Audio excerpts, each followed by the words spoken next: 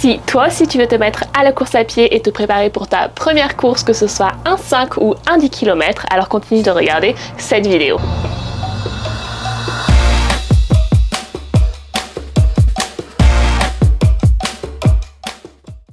Avant de t'y mettre vraiment, il faut être sûr d'avoir le bon matériel. Ce qui est bien avec la course à pied, c'est qu'il n'y a pas besoin de grand chose pour s'y mettre. Courir dehors est accessible à tout le monde et c'est pourquoi c'est un sport populaire. On peut le faire n'importe où et c'est pas cher en comparaison à d'autres sports comme le vélo de course par exemple. Évidemment, si on s'équipe de tous les gadgets comme les montres connectées, ça commence à avoir un coût, mais pour démarrer, t'as besoin de seulement une ou deux choses essentielles. Le plus important, c'est ta paire de baskets. Il te faut une paire de chaussures spécifiques à la course à pied, donc on évite d'aller courir en basket, on oublie les chaussures de ville. Si tu débutes juste, tu vas pas avoir besoin d'une paire très chère. Le mieux, c'est d'aller dans une boutique multimarque et spécialisée en running. Pour pouvoir essayer plusieurs modèles sur un tapis de course, c'est encore mieux, et surtout pour être conseillé par quelqu'un qui s'y connaît, qui pourra t'orienter vers le meilleur modèle pour toi. Et surtout, il faut essayer les chaussures car on a tous un pied différent, une foulée différente. Donc par exemple, une chaussure qui peut être parfaite pour moi ne peut ne pas te convenir. Au niveau de la pointure, n'oublie pas de prendre au moins une pointure au-dessus parce que quand on court, on a les pieds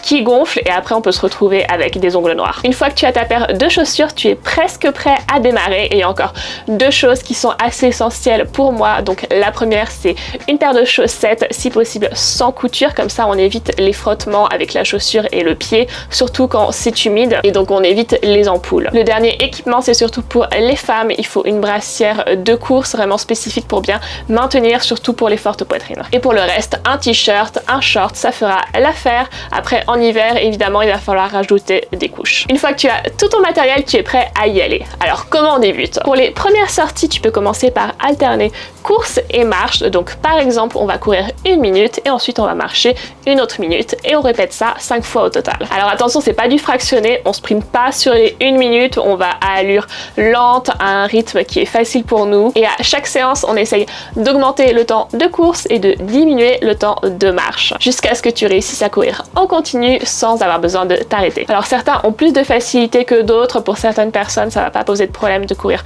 30 minutes en continu sans faire de pause à allure assez rapide. Donc on n'oublie pas que tout le monde est différent, tout le monde progresse à son rythme, donc on évite de se comparer aux autres parce que ça servira à rien à part se démotiver. Concentre-toi, sur ton évolution, ta progression depuis le début. Peu importe ton niveau de départ, il faut évoluer progressivement, augmenter la difficulté doucement et ne pas sauter les étapes parce que sinon tout ce que tu vas réussir à faire c'est te blesser ou alors te dégoûter de la course à pied. Une fois que tu arrives à courir 15-20 minutes en continu sans t'arrêter, alors tu vas pouvoir commencer à rallonger tes séances et même à en rajouter dans la semaine. Cours doucement pour rester à un rythme qui est facile pour toi. Donc le bon moyen pour savoir si tu vas trop vite ou pas, c'est de faire le test de la conversation. Si t'es pas capable de tenir une conversation en courant, c'est que tu vas trop vite et il faut ralentir. Ce rythme de course s'appelle l'endurance fondamentale. Travaille uniquement là-dessus quand tu es débutant, ça va te permettre de progresser, ça va t'aider à être plus à l'aise, à connaître tes sensations et aussi à courir plus rapidement à la longue. Alors tout à l'heure j'ai parlé de fractionné, donc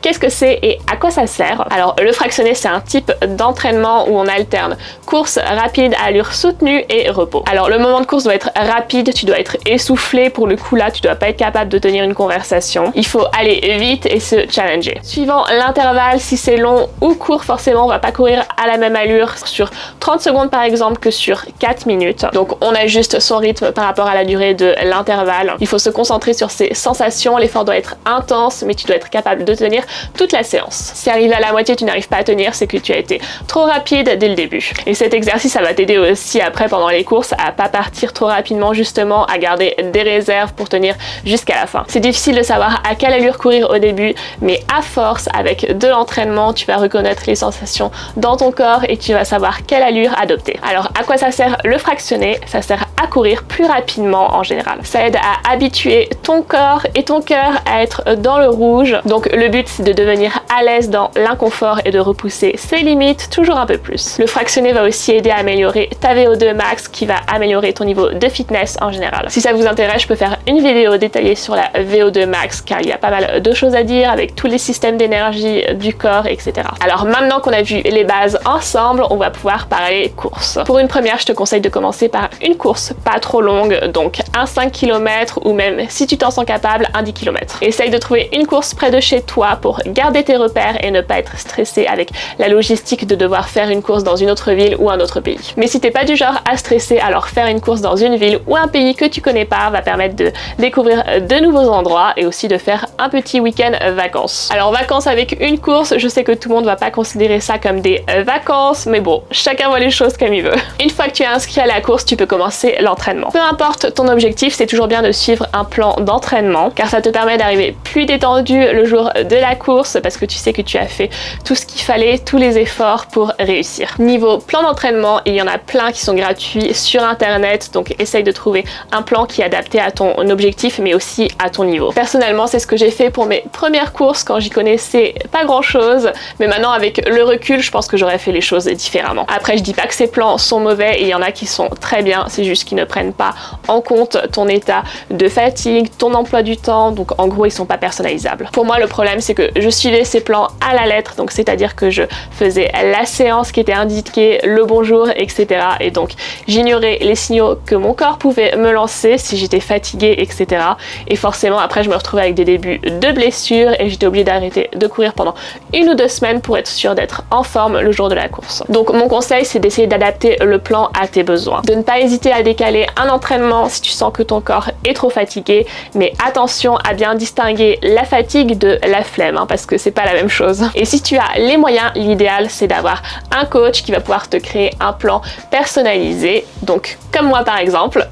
Donc le plan est adapté à toi, à ton niveau, à ton objectif. Et ce qui est super aussi, c'est que le plan n'est pas figé. Donc si tu sens que le plan progresse trop vite ou alors si tu as des empêchements avec le boulot, et bah c'est pas grave, on adapte le plan à tes besoins. Donc si jamais ça t'intéresse, tu peux te rendre sur mon site web où tu vas trouver plus d'informations et m'envoyer un message si tu as des questions. En plus de la course à pied, rajoute des entraînements de renforcement musculaire et d'étirement. Alors niveau renforcement, on privilégie les entraînements sans impact parce que tu as assez d'impact comme ça avec la course à pied. Niveau étirement, on n'est pas obligé de le faire tout de suite après avoir couru, mais on n'oublie pas d'en faire un petit peu tous les jours pour bien détendre les muscles. On arrive au bout de cette vidéo, mais j'ai prévu d'en faire d'autres sur le thème de la course à pied, donc si tu as des questions, n'hésite pas à me les laisser en commentaire. Et si tu as du mal à te motiver pour aller courir, alors jette un œil à cette vidéo qui va te donner tous mes conseils. Et je te dis à bientôt!